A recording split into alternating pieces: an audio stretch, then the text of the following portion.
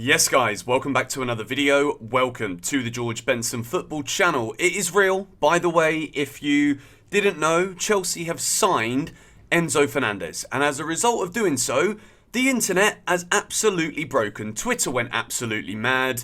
And I think what we will remember is that here we go moment on Fabrizio Romano's stream that will probably last in our memories forever. I think it's a watershed moment for the Todd Boehly era, the catalyst for more to come, which we're going to talk about in today's video. Make sure you're subscribed to GBFC so that you don't miss any of the videos. We've got so much content coming out. And tomorrow, Chelsea are playing again. We're at home to Fulham in the Premier League. Will we see Enzo Fernandez in that starting 11? If you want Enzo to start in that number 6 role tomorrow for Chelsea, hit the like button on this video and then I can know that we're all on the same page. Enzo Fernandez, we're going to talk him today. We're going to talk the Hakim Ziyech deal to Paris Saint-Germain that fell through. Callum Hudson-Odoi, it's not going very well for Callum at the moment. We're going to talk about him. Chelsea also signed a player on deadline day who some of you might not really know too much about. Jimmy Morgan. Sounds like one of your mates you'd meet down the pub. Does our boy Jimmy. We signed him from the Southampton Academy. We've paid what I think will become £6 million with add-ons included. It kind of went under the radar.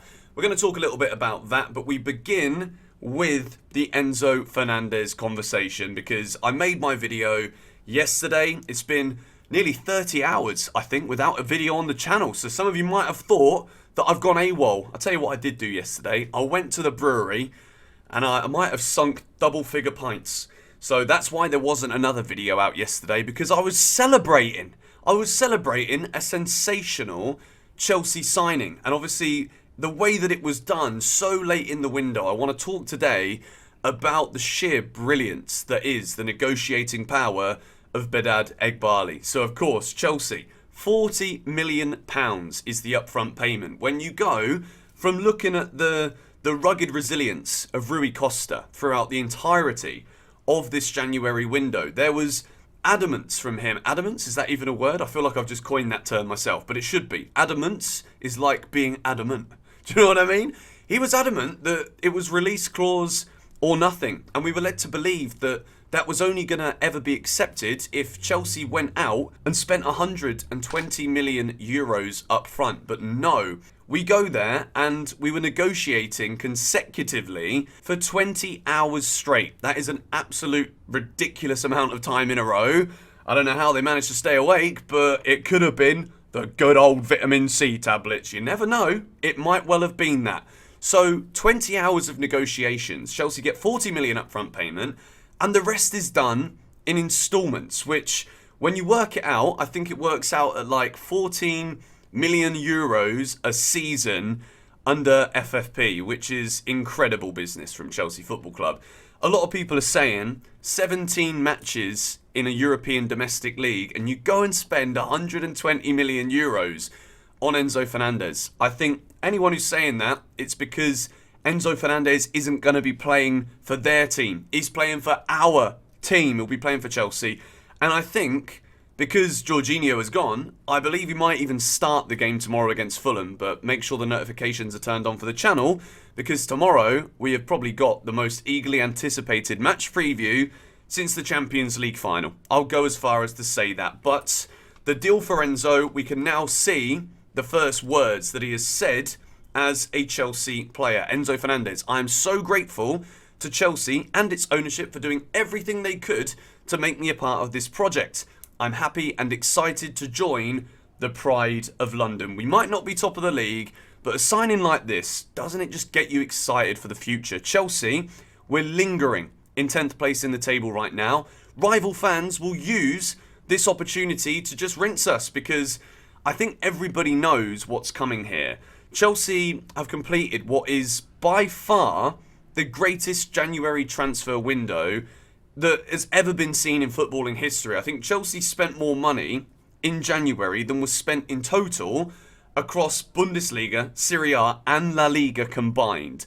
That is absolutely sensational. And the exciting news for me about the way that we have seen Enzo Fernandez come through here at Chelsea, the persistence also from the player to get this deal done excites me. Enzo Fernandez only wanted to join Chelsea. Fabrizio Romano reported that he was obsessed with the idea of joining Chelsea. And we also found out the secrets that the deal was going to collapse around 8 p.m. UK time. So, with 3 hours to go in the window, it was looking as though Chelsea might not have got this deal done. And then all of a sudden, we pull it out the bag in the most dramatic, sensational fashion. Chelsea wanted to sign Enzo Fernandez at all costs. Todd Boehly made it clear after the World Cup final that he wanted to sign Enzo Fernandez regardless of what it was going to cost us.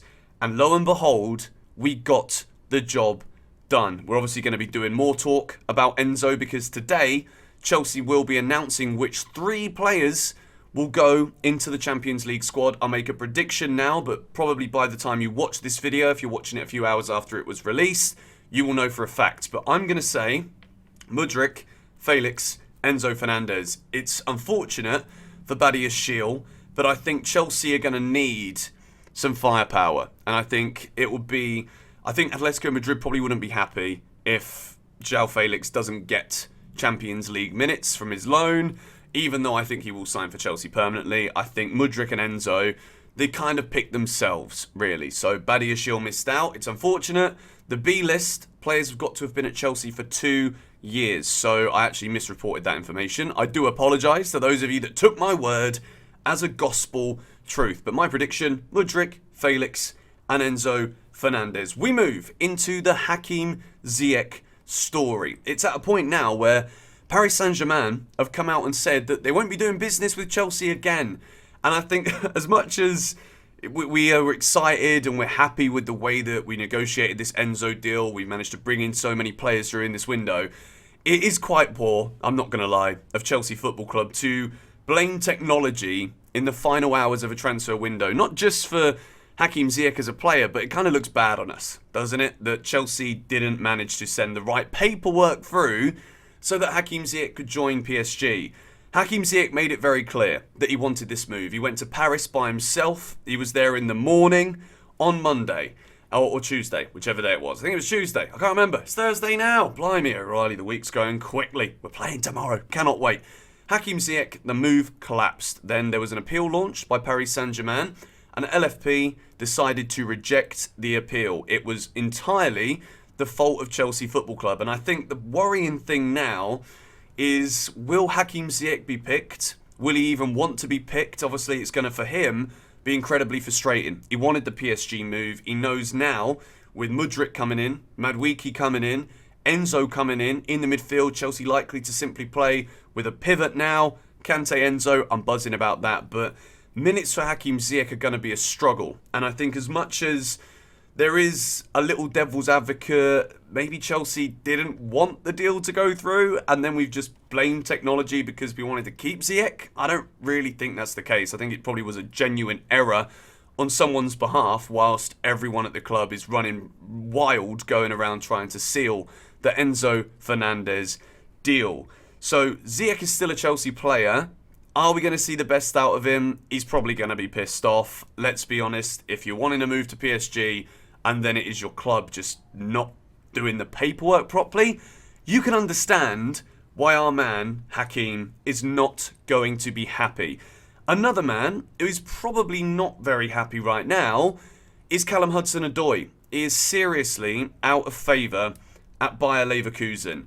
He's not getting game time. His performances have dropped dramatically. And I think, to be quite honest, with the news coming out that Arsenal are keeping an eye on Callum Hudson-Odoi as a potential signing for the summer, I think with the signings that Chelsea have had come in, I believe that maybe it is time for Callum Hudson-Odoi to move on. We wanted this Bayer Leverkusen loan to be a springboard for him, to get regular minutes.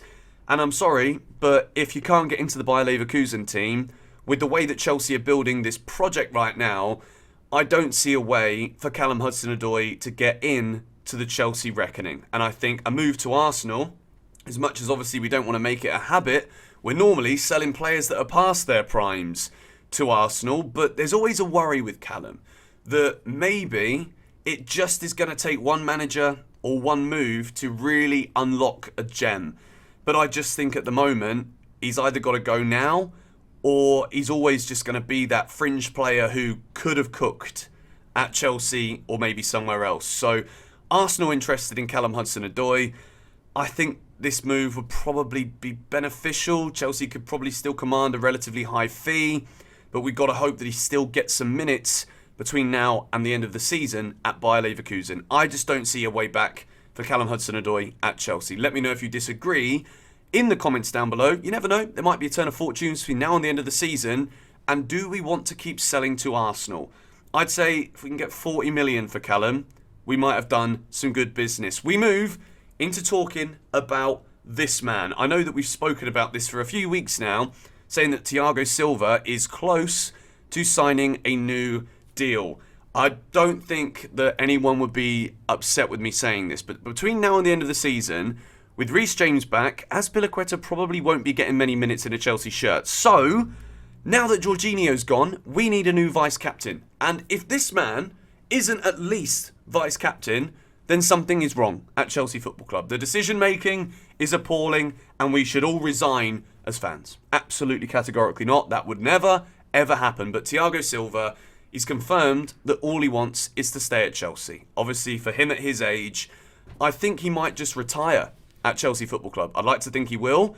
And I think the contract is close to being signed. And more information on these paintings and prints will be coming soon. It's just taken a while to try and find the best way to laser print these so that if you're not lucky enough to buy the original, you can still buy the prints. We're working on it.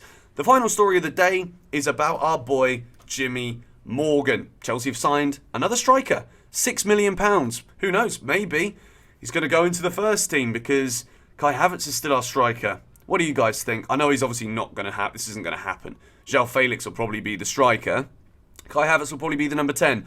Jimmy Morgan, another player for the future. Chelsea have got some very good young strikers in the development squads right now, so it's one to watch.